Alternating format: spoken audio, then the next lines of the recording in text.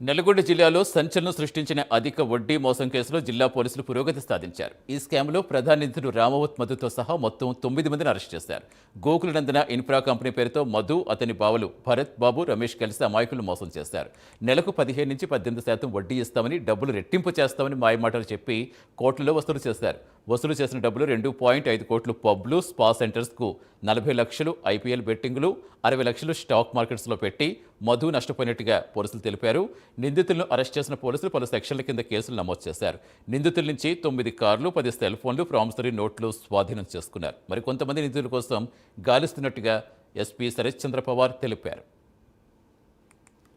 Last week మనం Vaddipatla Gudipalli police station లిమిట్స్తో Vaddipatla గ్రామం పల్గుతండకు సంబంధించి బాలాజీ నాయక్ అనే పర్సన్ని మనం అరెస్ట్ చేసిన తర్వాత దానికి సంబంధించిన ఇన్వెస్ట్మెంట్ ఫ్రాడ్, జనాలకి అధిక రేట్ల మీద వడ్డీ ఇస్తున్నామని చెప్పేసి జనాల దగ్గర నుంచి మనీ కలెక్ట్ చేసుకొని ఆ మనీ అంతా కూడా మళ్ళీ ఓన్లీ వడ్డీ కట్టడానికి వాడుకొని ఎక్కడ కూడా ఇన్వెస్ట్మెంట్లు చేయకుండా జనాల్ని మోసం చేసిన క్రమంలో మనము లాస్ట్ వీక్ 4 కేసులు కట్టడం జరిగింది. దాని తర్వాత అడిషనల్ ఎస్పీ గారి ఆధ్వర్యంలో ఏఎస్పీ దేవరకొండ, ఇంకా 3 సిఐ మల్లెపల్లి, నాంపల్లి, గిండి సిఐ గారి వీళ్ళ టీమ్స్తో మనము సపరేట్గా టీమ్స్ ఫామ్ చేసి ఈ నెట్వర్క్ ఇంకా ఎంతవరకు వెళ్తున్నది, ఎంతమంది బాధితులు ఉన్నారు,